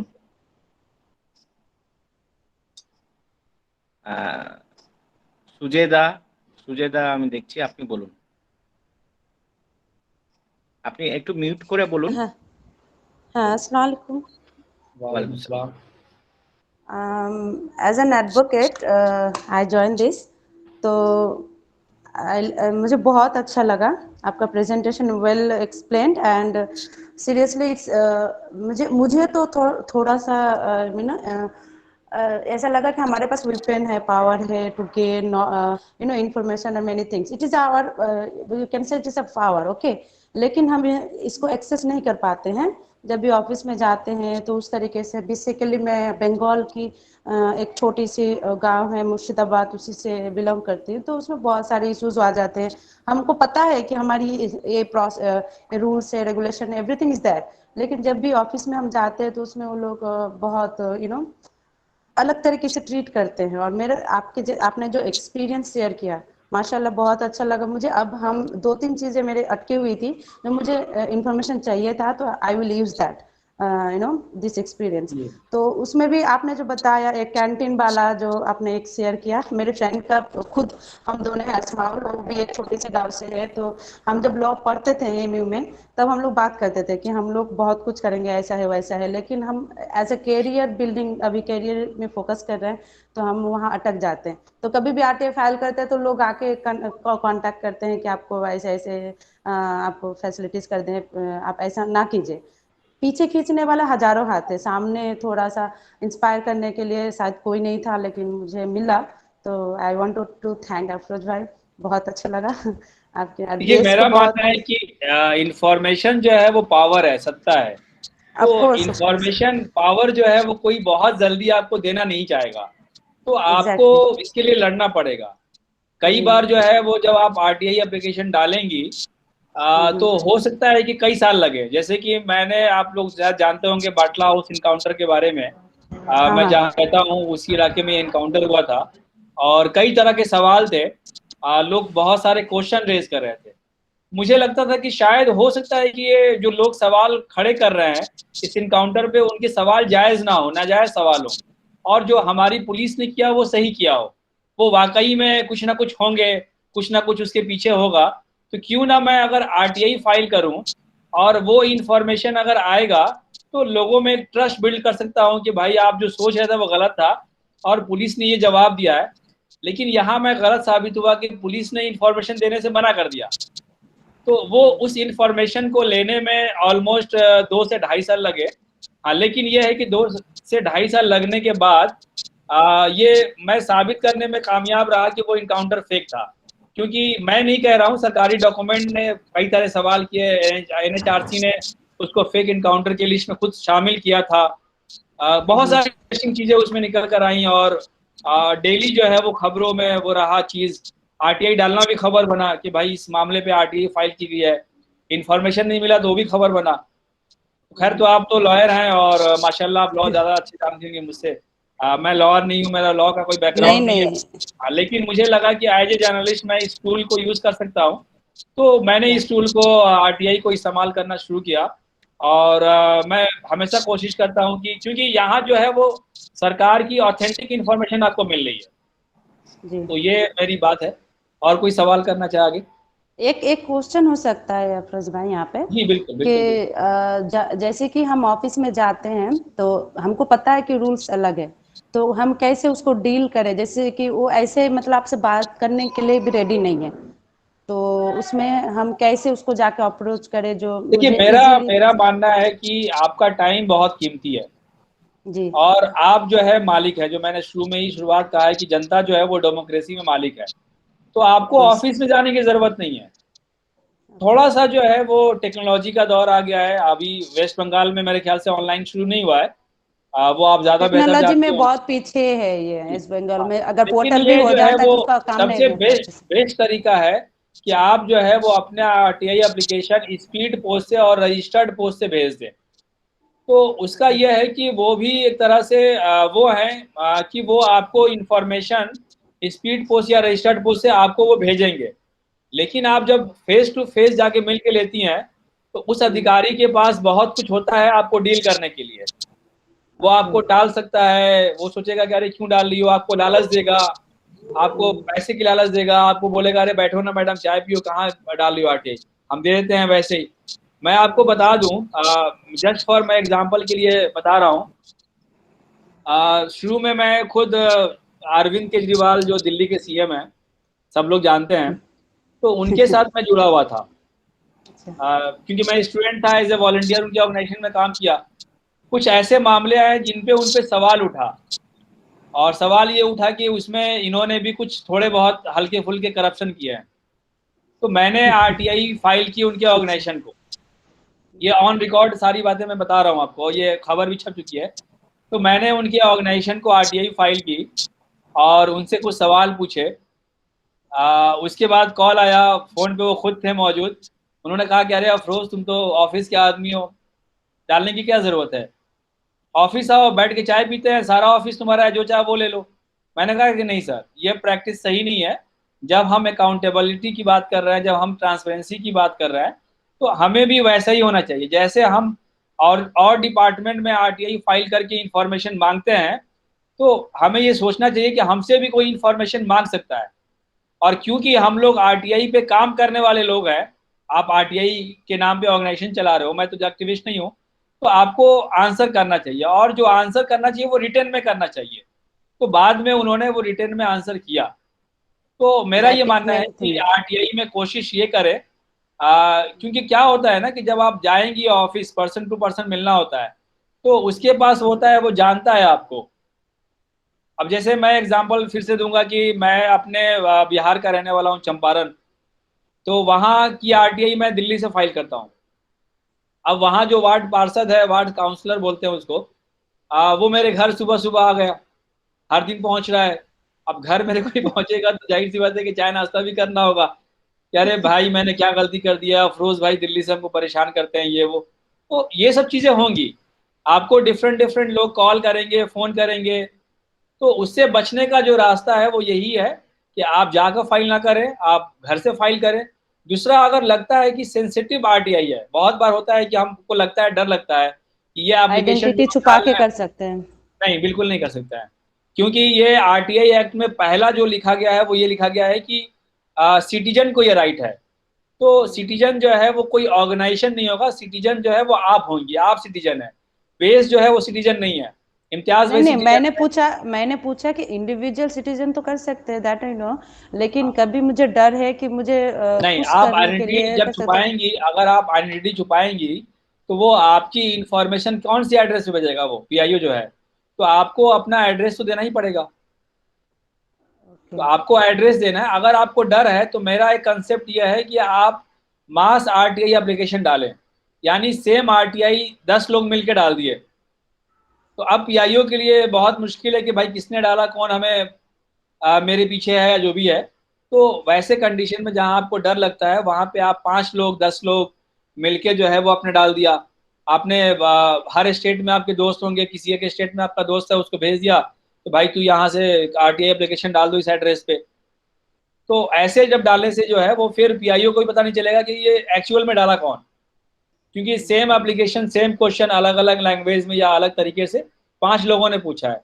तो मास आरटीआई एप्लीकेशन जो है वो सबसे बेस्ट तरीका है। और आमतौर पे लोग पूछते हैं, मुझसे सवाल पूछते हैं कि आरटीआई डालने में बहुत खतरे हैं, लेकिन मेरा अपना पर्सनल एक्सपीरियंस है कि जब आप खुद जेन्युइन होंगी, जब आप खुद लोगों के हक के लिए सवाल पूछ रही होंगी, तो आपको कोई नुकसान नहीं होगा। 2010 में 10 एक्टिविस्ट मारे गए। उस वक्त मैं मुंबई TV9 एक न्यूज़ चैनल है जो अब TV9 भारतवर्ष हो चुका है, वहाँ मैं जॉब करता था एज ए जर्नलिस्ट। तो हमने उस वक्त एक रिपोर्ट किया, क्योंकि 2010 में 10 एक्टिविस्ट मारे गए, जिनमें से 5 जो थे वो महाराष्ट्र के थे। तो ऑफ द रिकॉर्ड अगर मैं बोलूं कि ऑन द रिकॉर्ड तो हमें दिखाया गया कि 5 एक्टिविस्ट मारे गए, जवाब ना मिल जवाब उन्हें जुर्म था ये कि उन्होंने सवाल पूछ दिया। लेकिन जब हमने अपने स्तर पे जब रिसर्च किया तो हमने ये देखा कि वो सच में जो है इंफॉर्मेशन मांग के कहीं ना कहीं हैरेस कर रहे थे। जस्ट एग्जाम्पल के तौर पे मैं कोई इंफॉर्मेशन निकालूं और इम्तियाज भाई को मैं ब्लैकमेल करूं, इम्तियाज भाई को ब्लैकमेल करूं, परेशान करूं, तो इम्तियाज भाई के पास जो है वो हमें निपटाने के अलावा कोई चारा नहीं है। बोलेंगे अच्छा ये बहुत उड़ रहा है, पहले इसको साइडलाइन करो। तो एक प्रॉब्लम ये भी है कि आप जो भी डालें, कई बार हमने देखा है कि बहुत लोग पर्सनल हो जाते हैं, मतलब आपको किसी से प्रॉब्लम है, पर्सनल दुश्मनी है, तो आप दुश्मनी निकाल रहे हैं आरटीआई के जरिए। जैसे ही आपने आरटीआई सीखा तो आपने जो है वो पर्सनल अटैक उन पर शुरू कर दिया। तो मेरा मानना है कि आपका विजन जो है वो थोड़ा सा बड़ा होना चाहिए, तब वहां पे आपको कोई परेशानी कोई प्रॉब्लम नहीं आने वाली है। क्योंकि आप जो है वो जो डाल रहे हैं वो लोग भी आपके साथ हैं कि भाई ये जो आरटीआई इन्होंने फाइल की है इसका मकसद कुछ बड़ा है, तो वहां पे आपको इंफॉर्मेशन मिलेगी। दूसरा, आमतौर पे ये भी लोग कहते हैं, जैसे बहुत सारे ऑफिसर्स या वो कहते हैं कि लोग ऐसे ब्लैकमेल करते हैं, ये करते हैं, जैसे महाराष्ट्र में खास तौर पे। तो मैं उनको एक कहानी सुनाता हूँ, बहुत छोटी सी कहानी मैं आपको भी सुना रहा हूँ कि एक बहुत बड़े सेठ जो है वो गए मुंबई, और मुंबई उनके पास पैसे खत्म हो गया। तो अब बहुत परेशान कि मैं वापस कैसे लौटूंगा अपने गांव, जो मैं आया हूँ बिहार से, तो मैं लौटूंगा कैसे, पैसे है नहीं और बहुत बड़ा आदमी, किसी से मांग नहीं सकता हूँ। तो अंत में उन्होंने बूट पॉलिश किया, तो उनके इलाके का एक आदमी जो है वो देख लिया कि ये इतना बड़ा सेठ जो अपने गांव का सबसे बड़ा सेठ है, इतना बड़ा बिजनेसमैन है, वो यहाँ बूट पॉलिश कर रहा है। अब वो आके गांव में आके हर दिन फ्री में उससे राशन ले रहा था। तो उसके बेटे ने देखा कि पूछा कि अरे यार अब्बू ये राशन आप फ्री में क्यों देते हो इसको? तो उन्होंने कहा कि अरे यार बेटा ये मेरा बहुत बड़ा राज जानता है, राज। तो ऐसा क्या जानता है? तो उसने बताया कि बेटा हम जब एक बार मुंबई गए थे तो मेरे पास पैसा खत्म हो गया और मेरे पास पैसे नहीं थे, तो मैंने बूट पॉलिश करके आने का खर्च निकाला। अगले दिन बेटा उसके दुकान पे था और वो शख्स आया, वो आदमी आया, वो पर्सन आया और उसने फ्री में राशन लिया, और इसने बोला कि इतने पैसे दो। उसने बोला कि नहीं दूंगा, बोल देना अपने फादर को। तो उसने उसका कॉलर पकड़ा, बोला कि मेरा बाप जो है मेहनत से कमाता है, मुंबई में जूता पॉलिश करके उसने कमाया है पैसा है, तब वो आता है और तुम फ्री में लोगे। तो जो चीज जब तक आप छुपाना चाह रहे थे उसको उसने रिवील कर दिया, कोई डर ही नहीं। तो ऑफिसर वही डरेंगे जो कुछ छुपाना चाह रहे हो। आप मेरी बात समझ रही हैं? हाँ जी जी भैया, हम लोग कोई सवाल हो? दूसरे जी क्वेश्चन में जाएंगे। जी Akab sir is trying to say something. Akab sir আপনি কি আছেন, একটু কিছু বলবেন? Yes, yes. হ্যাঁ please. Am I audible? Yes yes. . Thank you very much, Mr. Hafriz Alam. . . . . Yes. . . . . . . . . . . . . . . . . . . . . . . . . . . Thank you sir. You have made a very nice and fascinating presentation. It is a very current issue, that RTI and democracy. So if we extend the caption of your lecture, then democracy and politics, then politics is pure politics, thus sense party politics, etc. My question is that very recently, Supreme Court of India, one honorable judge of Supreme Court of India has made an observation on RTI. Some party has submitted some information collected through RTI, and the concerned honorable judge asked him not to submit any information collected through RTI because these are not reliable. If such an observation, it has happened within last 1 week. Within last 1 week. So if such observation we receive from the apex court of the country, naturally such observation may come, may follow from the different high courts also. And those who want to hide the information will be encouraged. And those who want the information, they will be discouraged. So my point is that what is the legal protection that suppose I have collected an information through RTI, but somebody is not some other persons is not accepting this information as valid because it is collected from RTI. What options I do have to make him, to compel him to accept my information as I have collected through RTI. This question came to me due to the fact that for last 2 years, one information on RTI is flooding on the different social media, that is regarding the citizenship of our Honorable Prime Minister Narendra Modi. You might be knowing that Yeah, somebody has made an RTI, and the information was that Mr. Narendra Modi, Honorable Prime Minister of India, is a citizen by birth, and he does not require any further documentation regarding his citizenship. So if this information is valid for a Prime Minister, that must be valid for me also, because I am also a citizen by birth, and majority of the people of the country are citizen by birth. So they need not show any document to prove their citizenship. Will it be accepted? It is accepted in case of PM. Will it be accepted for vast majority of our country, people of the country? So my point is, how much force, legal force, do the information collected through RTI possess? That is my question. Thank you very much. बिल्कुल sir, आपका सवाल बहुत जायज़ है और ये बहुत serious issue है। अब तक आरटीआई से मिली हुई इंफॉर्मेशन कोर्ट में सबमिट होता था और वो एक्सेप्ट भी करते थे। रिसेंटली 1 वीक की बात है, ये ऑर्डर आया है, इसको मैंने भी देखा है। और इस पे कई आरटीआई एक्टिविस्ट, कुछ लोगों से मैंने भी बात करने की कोशिश की थी कि उनका क्या विचार है। तो इस पे वो ऑलरेडी प्लान कर रहे हैं कि वो इसको लेकर एक PIL फाइल करें और इस ऑर्डर के उसके लिए दोबारा सुनने के लिए उसके लिए वो कोर्ट जाने की कोशिश में है। बाकी अनफॉर्चुनेटली ये प्रॉब्लम तो है इस देश में, ख़ास तौर पे जो हमारी मौजूदा सरकार है उसमें ये कोशिश ज़रूर की गई है कि इंफॉर्मेशन देने से रोका जाए। और इसमें बहुत अनफॉर्चुनेट है कि इसमें एक रोल मीडिया ने भी प्ले किया है। आप देखेंगे कि जब यूपीए गवर्नमेंट थी, मैं कोई पुरानी गवर्नमेंट का कोई समर्थक नहीं हूँ, मैं एक जर्नलिस्ट हूँ और मेरा क्वेश्चन हर सवाल से, तो उस सरकार में मैंने बहुत सारी आरटीआई फाइल की और हमने ये देखा कि उसके जवाब मिल रहा था। जैसे एग्जाम्पल के तौर पे मैं बता दूं कि मैंने पिछली गवर्नमेंट में एक क्वेश्चन किया था कि पीएम ऑफिस में कौन कौन सा न्यूज़पेपर आता है।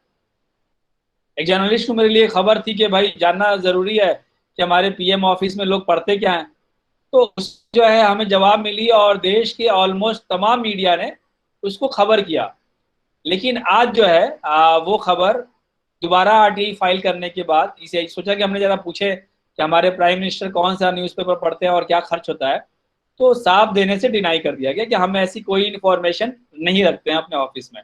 तो प्रॉब्लम है। सिटीजनशिप की आपने बात की, मैंने सिटीजनशिप को लेकर भी कुछ आरटीआई पहले वाली गवर्नमेंट में फाइल की थी, जवाब मिला था, अब फाइल किया है, जवाब नहीं मिला है, उस पर मैं स्टोरी करने वाला हूँ।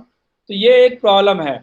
लेकिन साथ में मेरा ये भी मानना है कि आप देखेंगे कि जब पुरानी सरकार थी तो यही लोग जो अब सरकार में है, इन्होंने न जाने कितने करप्शंस निकाले हैं आरटीआई के जरिए, और एक पब्लिक में एक ऐसा बिल्डअप किया गया है कि ये गवर्नमेंट ऐसे ऐसे करप्शन कर रही है। तो मुझे लगता है कि सवाल पूछना बहुत इंपॉर्टेंट है। ये नहीं कि अब अगर इस पे जाहिर सी बात है रोक तो लगाई जा रही है, लेकिन मैं सोचता हूँ कि सवाल पूछना बहुत इंपॉर्टेंट है। बीइंग ए सिटीजन जो हमारा फर्ज है सवाल पूछना, जो हम नहीं कर रहे हैं, हम सवाल नहीं पूछ रहे हैं। अगर इमेजिन कीजिए कि हर कोई सिटीजन जागरूक हो जाए और सवाल करे, तो जाहिर सी बात है कि सरकार को भी लगेगा, हमारी कोर्ट को भी लगेगा कि लोग जो है सवाल पूछ रहे हैं, लोग जो है सवाल कर रहे हैं। लेकिन अभी क्या है कि मीडिया ने आपको इतना डरा दिया है, एक अमेंडमेंट हुआ, उसमें मैं नहीं जा रहा हूँ, तो ऐसा पेश किया गया लोगों के सामने कि आरटीआई एक्ट खत्म हो चुका है। लेकिन मेरा मानना है कि आरटीआई एक्ट खत्म नहीं हुआ है, आरटीआई एक्ट अभी भी है, तमाम अमेंडमेंट्स के बावजूद भी। अब हमारी Yes, कोशिश yes, ये होनी। I fully agree with you. Ji It is a very important and powerful instrument, but people at the helm of the power, they are trying to demoralize the process. So definitely we should try, we should persist on the issue, and it is a very important tool to maintain our democracy, to strengthen our democracy. I fully agree with you. Ji But people at the power across the country, they are trying to demonize it.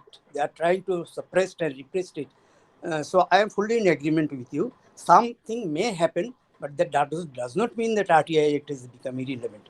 The RTI Act is still a very powerful tool, and it will remain. It will become more powerful in the days to come to save our democracy, to save our society.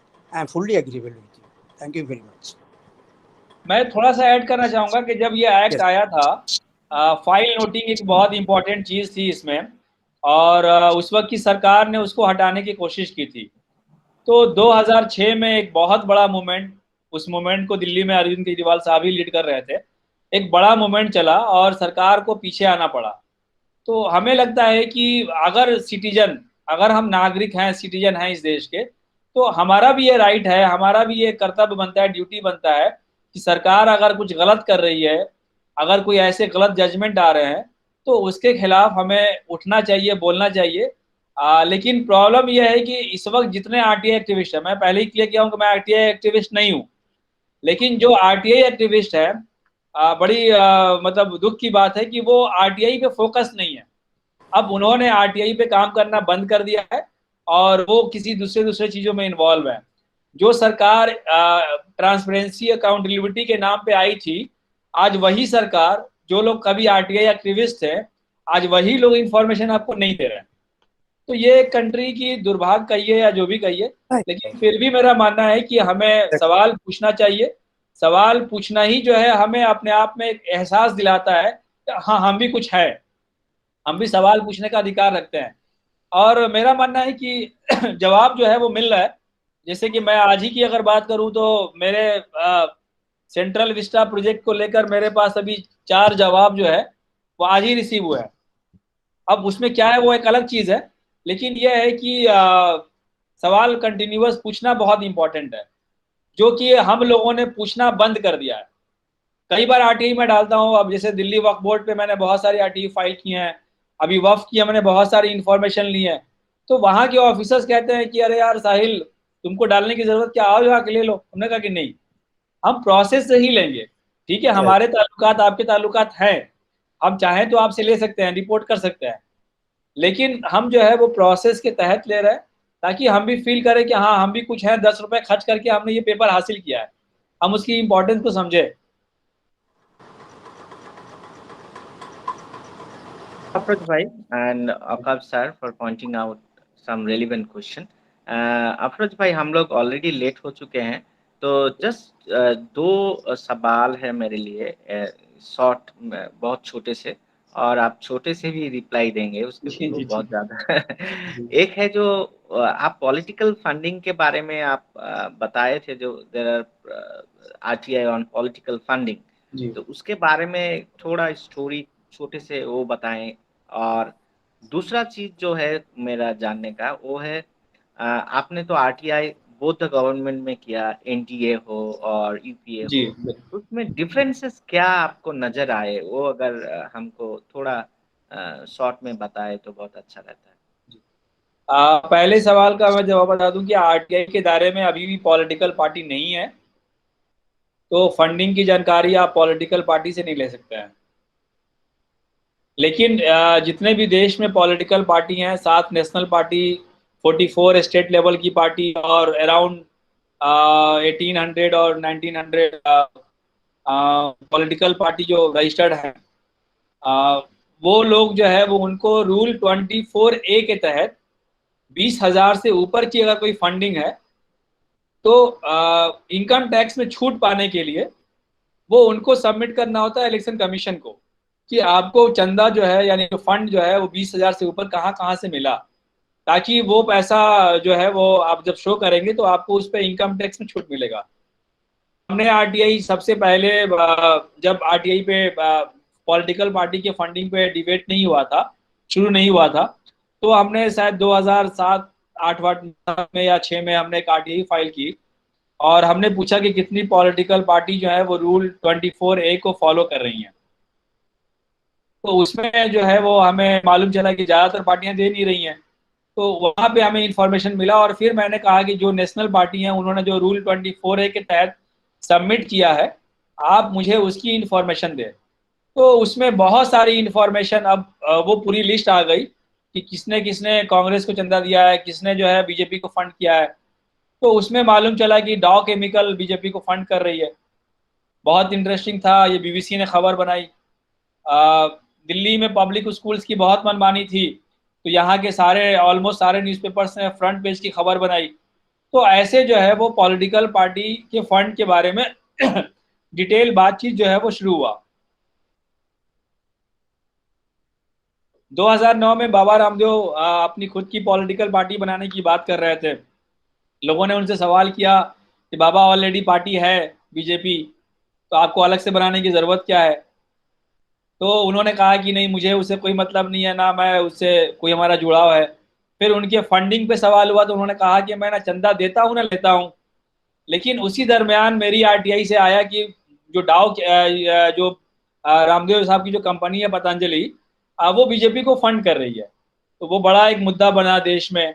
फिर उसके base पे, क्योंकि डाउ chemical ने जो fund किया था वो फॉरेन फंडिंग है और पॉलिटिकल के पास एफसीआरए नहीं है, तो वो विदेशी कंपनी से चंदा नहीं ले सकते हैं। लेकिन जो हमारी लिस्ट निकली उसमें कई सारे विदेशी लोग जो है वो फंड कर रहे थे, तो उस पर एक बहुत बड़ा सवाल हुआ। उसके बाद से बहुत सारी ऑर्गेनाइजेशन इस मुद्दे पे काम किया और आज ये एक मुद्दा है। लेकिन अभी भी जो है वो पॉलिटिकल पार्टी आरटीआई के दायरे में नहीं है। जो आपने कहा था कि चेंजेस क्या है, तो मैंने पहले भी अपने स्पीच में बातचीत में मैंने उसका जिक्र किया था कि बहुत सारे आरटीआई जो मैंने उस सरकार में डाले उसका जवाब मिला, लेकिन अभी डाला तो जवाब नहीं मिला, या उन्होंने साफ मना कर दिया है कि ये इंफॉर्मेशन नहीं है। जैसे एग्जाम्पल के तौर पे मैंने बताया कि पीएम ऑफिस में कौन कौन सा न्यूज़पेपर आता है, उसकी इंफॉर्मेशन पुराने सरकार में मिली और तमाम मीडिया ने उसकी खबर की, लेकिन इस सरकार ने हमें जवाब नहीं दिया। सिटीजनशिप की बात आई थी, उस पर मैंने किया। तो ऐसे सैकड़ों है, जैसे कि एक सीआईसी का ऑर्डर है कि जो इंफॉर्मेशन बार बार मांगी जा रही हो तो वो इंफॉर्मेशन ऑनलाइन कर दी जाए, ताकि लोगों को इंफॉर्मेशन मांगने की जरूरत ना पड़े। तो लोग सवाल कर रहे थे कि पीएम कितने फॉरेन ट्रिप कर रहे हैं, ये एक ऐसा सवाल था कि सबके जहन में आ रहा था, सब लोग डाल रहे थे आरटीआई, या उनके ट्रिप में कितने लोग गए। तो पिछली सरकार जो थी उन्होंने इस तमाम चीज़ों को ऑनलाइन डाल दिया था, यानी आपको आरटीआई डालने की ज़रूरत नहीं थी। आप जाइए विजिट उनका पेज पीएमओ का जो है वो वेबसाइट विजिट कीजिए और वहाँ से आप इंफॉर्मेशन गैदर कर लीजिए। लेकिन इस सरकार में वेबसाइट चेंज हुआ तो साथ में वो भी चेंज हो गया कि वो इंफॉर्मेशन भी गायब। तो एक पूरा जोर जो है वो ये रहा है कि इंफॉर्मेशन जितना छुपाया जाए ना दिया जाए।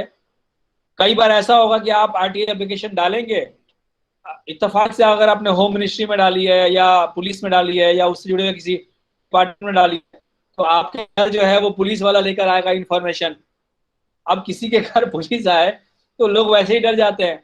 अब जैसे एक बार मेरे साथ हुआ कि मैं बिहार में था और यहाँ किराए के घर में रहता हूँ, पुलिस बार बार आ रही है मेरे बिल्डिंग में, लोग परेशान है कि भाई क्यों आती है इसके घर पुलिस।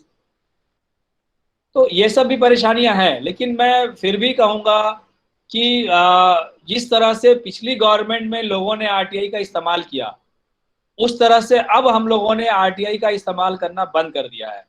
दूसरा है कि सरकारी ऑफिसर्स को भी ये लग गया है कि अब सरकार ने आरटीआई को मैनेज कर लिया है, लोग आरटीआई नहीं डाल रहे हैं या कम डाल रहे हैं, तो हम इनको फर्स्ट अपील करने दें, सेकेंड अपील करने दें, 4 साल के बाद ये खुद ही भूल जाएंगे, क्योंकि केसेस बहुत ज़्यादा पेंडिंग है। ऐसे सीआईसी में कुछ दिनों पहले तक की बात है, तकरीबन 32,000 केसेस पेंडिंग है। तो अब 32,000 केस अगर पेंडिंग हो तो जाहिर सी बात है कि आपका नंबर आने में 3 साल 4 साल लगेगा, तब तक आप इंफॉर्मेशन लेना भूल जाएंगे। तो यानी प्रोसेस को डिले किया जा रहा है। बहुत सारे स्टेट में, इवन सेंट्रल इंफॉर्मेशन कमीशन में जो है वो सीआईसी नहीं है, इंफॉर्मेशन कमीशन बहाल नहीं किए गए।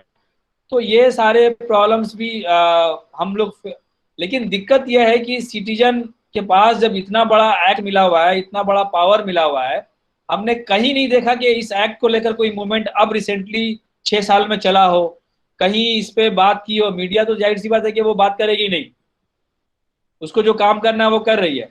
लेकिन जो समाज में काम करने वाले लोग हैं, जो हमारी तंजीमें हैं, जैसे बेस ऑर्गेनाइजेशन एक बड़ी ऑर्गेनाइजेशन है वेस्ट बंगाल में, तो उसने कभी लोगों को इसके तरफ फोन नहीं किया। तो हमें लगता है कि हम लोगों की जिम्मेदारी है कि हम लोगों को एक इस टूल से रूबरू कराएं, इसको बताएं, और लोग जब सवाल पूछेंगे तो जाहिर सी बात है कि काम होगा। और ऐसे मेरे पास सैकड़ों एग्जाम्पल है कि जहां आरटीआई डालने भर से काम हो गया है, सैकड़ों एग्जाम्पल, एक दो नहीं। और ऐसे भी एग्जाम्पल है कि जहां पे काम नहीं हुआ था, ऑन रिकॉर्ड काम दिख रहा था लेकिन काम नहीं हुआ था, लेकिन बाद में हुआ है। मैं एक छोटा सा एग्जाम्पल दूंगा कि हमने अपने शहर में, जहाँ का मैं रहने वाला हूँ, मालूम किया कि वहाँ के जो काउंसलर हैं उन्होंने क्या क्या काम करवाया। तो हमारे पास 19 कामों की लिस्ट मिली, और 19 काम की लिस्ट में मैंने देखा, मैंने तय नहीं किया कि काम हुए नहीं, क्योंकि मैं वहाँ रहता नहीं हूँ। हमने कुछ नहीं किया, एक प्लेन पेपर लिया, टाइप किया कि अब तक हमारे पास वोट देने का अधिकार था, राइट टू वोट था, लेकिन अब हमारे पास राइट टू इंफॉर्मेशन भी है, और हमने इसी राइट टू इंफॉर्मेशन से ये डॉक्यूमेंट्स लिए हैं। अब आप खुद देखिए कि क्या ये काम हकीकत में हुए हैं या सिर्फ ऑन पेपर दिख रहा है या सिर्फ कागजों की शोभा बढ़ा रहे हैं। और मैंने वो एप्लीकेशन जो जवाब मिला था उस पर पेस्ट किया, उसकी 50 कॉपी जेरोक्स निकाली। जब मैं वापस अपने घर गया, घर विजिट करने, एक छोटे से बच्चे को बुलाया, 10-20 घर, जो 50 घर है जो एक्टिव लोग हैं वहाँ के, उनके घर में वो इंफॉर्मेशन पहुंचा दी।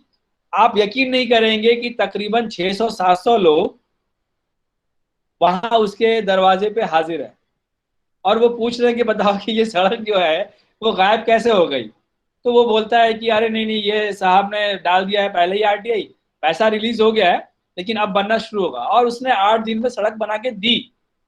तो ऐसे सैकड़ों एग्जाम्पल मेरे पास है कि जहाँ पे आरटीआई डालने भर से भी काम हुआ है। एमयू के बच्चे, खासतौर पे मेरे जानने वाले, पासपोर्ट के लिए परेशान थे, पासपोर्ट नहीं बन रहा था, मैंने एक एप्लीकेशन बना के दिया, सैकड़ों बच्चों ने आरटीआई डाल के अपना पासपोर्ट बनवा लिया। तो अभी भी मतलब तमाम बहुत सारी प्रॉब्लम है, खामियां हैं। जाहिर सी बात है कि जो बड़ी इंफॉर्मेशन है जिसमें सरकार के करप्शन और सारी चीज़ें इन्वॉल्व होंगी, वो इंफॉर्मेशन ना मिल पाए, लेकिन फिर भी इंफॉर्मेशन कुछ हद तक मिल रही है। अब डिपेंड करता है कि जो पर्सन या ऑर्गेनाइजेशन उस इंफॉर्मेशन को गैदर कर रही हैं, ले रही हैं, उसको वो अपने पास ना रखें। आज उनके पास फैलाने के बहुत सारे रास्ते हैं, तो वो उनको पब्लिक डोमेन में रखे, ताकि पब्लिक तय करे कि हमारी सरकार कितनी ईमानदार है, हमारी सरकार रियल में कितना काम कर रही है। अभी जैसे रिसेंटली मैंने एक उर्दू अखबार के लिए सीरीज किया है कि जितनी माइनॉरिटी स्कीम्स इस देश में चल रही हैं, और उन पे कितना कितना फंड जारी किया गया था, कितना एलोकेट हुआ और कितना खर्च हुआ। तो इस तरह की इंफॉर्मेशन जो है वो पब्लिक डोमेन में जानी चाहिए। जब आपके पास इंफॉर्मेशन होगा तो जाहिर सी बात है कि आप कम से कम लोगों के सामने ये तो कहने के लायक रहेंगे कि भाई सरकार ने यहाँ ये करप्शन किया है, या यहाँ पे ये चीज़ है, यहाँ पे ये काम नहीं हो रहा है। मुझे लगता है कि इतना काफ़ी है। सही बात। भाई अस्सलाम वालेकुम। वालेकुम सलाम। मोगिस नासिर बिहार से बोल जी रहा जी हूँ। जी जी सर, आपसे मैं हुआ हूँ। आप डिजिटल पर बात कर रहे थे कि बिहार में आप ऑनलाइन कई फाइलें की हैं, तो जी। मान के चलिए अगर 200 पेज अगर करना हो, जेरोक्स लेना हो ऑफिशियली, तो हाँ। क्या वो ऑनलाइन मिल सकता है? अब 200 पेज करेंगे तो 400-500 रुपया खर्च हो सकते हैं, उससे कैसे बचा जाए? नहीं, अगर आपको जवाब उन्होंने 30 दिन के अंदर दे दिया है तब तो वो फीस है आपको देनी पड़ेगी। लेकिन अगर उन्होंने रिप्लाई ही अगर 30 दिन के बाद किया हो तो आप देने से बच सकते हैं। आप उनको बोल सकते हैं कि आरटीआई में ये बात कही गई है कि जो इन्फॉर्मेशन 30 दिन के बाद दी जाए, अब आपने with in time frame information नहीं दिया है तो इसलिए आपको ये इन्फॉर्मेशन फ्री में देना होगा, और बाकी बचने का कोई रास्ता नहीं है। आपके पास रास्ता है कि आप डिमांड ड्राफ्ट बना के या इस पोस्टल ऑर्डर की जगह पे करें, इन्फॉर्मेशन लें। बहुत सारे केसेस में आप जाके खुद भी ले सकते हैं, लेकिन अगर आप जाना नहीं चाहते हैं तो आप एक एप्लीकेशन लिखें और साथ में उस एप्लीकेशन की कॉपी लगाएं कि आपने हमसे ये पैसे मांगे थे, आप जो है वो हमें इन्फॉर्मेशन भेज दीजिए, तो आपको देना पड़ेगा। तो मैं देर से प्रोग्राम में ज्वाइन हुआ, तो थोड़ा सा आप ऑनलाइन जो बिहार में आजकल आप कर रहे हैं या 2 साल पहले किए हैं, तो उसका आप मुझसे बेसिक थोड़ा सा। आप बिहार के बारे में मुझसे कॉल करके पूछ लीजिएगा, क्योंकि आपके जी वजह से बाकी लोग क्यों परेशान हो, क्योंकि जी ऑलरेडी जी बहुत जी लेट हो चुका है और जी जी खत्म लगभग जो है इम्तियाज में इंतजार कर रहे हैं कि खत्म करें हम। ठीक, नहीं, ये बात शुक्रिया। नहीं, क्योंकि ये जो मतलब आरटीआई का जो प्रोसेस है बहुत लेंदी प्रोसेस है और इसमें तो बहुत सारे स्टोरीज भी है। तो हम लोग धीरे धीरे जानने की कोशिश करेंगे। आपको तो मालूम है अफरोज भाई, जो हमारा फर्स्ट लेक्चर जो इसमें था सबीरदा ने दिया था, आपका सेकंड, तो हम लोग कोशिश करेंगे दूसरे भी और भी ऑर्गेनाइज करने के लिए। बिल्कुल एक बिल्कुल। इसका जो कॉन्शसनेस बढ़े इसका पब्लिक के ऊपर, पब्लिक इसके लिए सोचे and they can try to utilize it in their life. एवं आपने जो बोला, जो जो हम लोग को वो सोचना चाहिए, जो ऐसे नहीं किसी की पर्सनल अटैक ना करने के, जी जो ज़रूरी है, जो हमारे लिए जो ज़रूरी है, उसके लिए हम लोग को सोचना चाहिए, जो पब्लिक के लिए काम में आएगा। यही इसी और इस बात करके हम लोग अब खत्म करने की कोशिश इम्तियाज भाई, करेंगे। 1 सेकंड में 30 सेकंड और लूंगा बस, लेकिन हाँ, ज़रूर, ज़रूर, जहन ज़रूर। में आ गया। आमतौर पे हम लोग एप्लीकेशन लिखने में बहुत गलती करते हैं, और जो वहाँ अपीलेट अथॉरिटी बैठा हुआ है या पीआईओ जो बैठा हुआ है, वो वही कमी वो समझ जाता है कि आपको ट्रेनिंग नहीं है, तो वो छोटी सी गलती के बेस पे आपको परेशान करता है या इन्फॉर्मेशन देने में डिले करता है। तो जो लोग जर्नलिज्म के स्टूडेंट है वो अच्छे से जानते होंगे 5WH का फार्मूला पढ़ा है। तो मेरा मानना है कि 5WH का फार्मूला हमें अप्लाई करना चाहिए।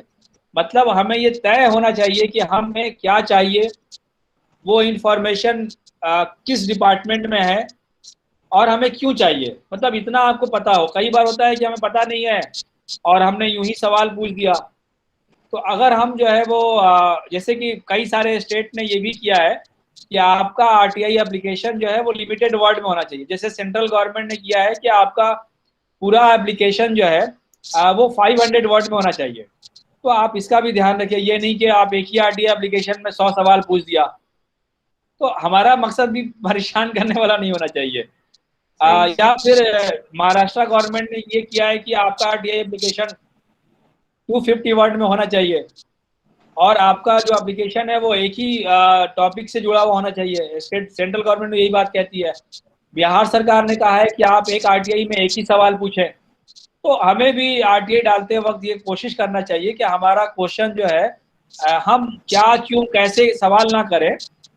कई बार जो है वो होता है कि भाई ये क्यों हुआ, तो क्यों हुआ का कोई जवाब नहीं है, तो हम डॉक्यूमेंट्स मांगे कि भाई ये चीज़ है, इसके रिगार्डिंग जो डॉक्यूमेंट्स है वो हमें दे। जैसे मान लीजिए कि हमें आया कि बाबा रामदेव ने बीजेपी को फंड किया है, तो बाबा रामदेव की कंपनी आरटी के दायरे में नहीं आती है, बीजेपी जो है वो आरटी के दायरे में नहीं आती है। अगर मैं इलेक्शन कमीशन से पूछता कि बाबा रामदेव ने फंड किया कि नहीं किया, उसको क्या मालूम, बोलता मैं नहीं मालूम, उनसे पूछे जाओ। तो हमने रूल को मालूम किया कि मालूम हुआ कि भाई रूल 24A है इलेक्शन कमीशन का, जिसके तहत हम फंडिंग डिटेल्स ले सकते हैं बीजेपी का, और उसमें मेरा काम है चेक करना, क्रॉस चेक करना कि क्या इस कंपनी ने दिया है या नहीं दिया है, तो वो मेरा काम होना चाहिए। तो ऐसे जो है वो हमें डॉक्यूमेंट्स मांगने के बारे में सोचना चाहिए। जैसे ही आप डायरेक्टली कोई क्वेश्चन करेंगे तो जाहिर सी बात है कि इंफॉर्मेशन उसके लिए पावर है, वो देने से बचेगा। जैसे ही लगेगा, जैसे आप ही मान लीजिए पीआईओ रहिए, चाहे आप कितने ईमानदार हैं, लेकिन जब लगेगा कि मेरी नौकरी खतरे में पड़ रही है तो आप नहीं देंगे। तो वैसे वो भी होता है कि वो छुपाना चाहेगा, तो वैसे में आप कोशिश ये करें कि डायरेक्ट कोई सवाल ना करें, इनडायरेक्ट ऐसा सवाल करें कि जिसमें उसको देने में प्रॉब्लम ना हो, और जब आपको मिल जाए तो आपका मकसद भी पूरा हो जाए। बस यही बात कहनी थी। सही बात। थैंक यू अफरोज भाई, हम लोग को शुक्रिया। टाइम देने के लिए, और बेस के तरफ से आपको बहुत धन्यवाद। और जो लोग ऑडियंस सुने हमारा ये लेक्चर, तो इसके लिए वो लोग को भी बहुत बहुत धन्यवाद।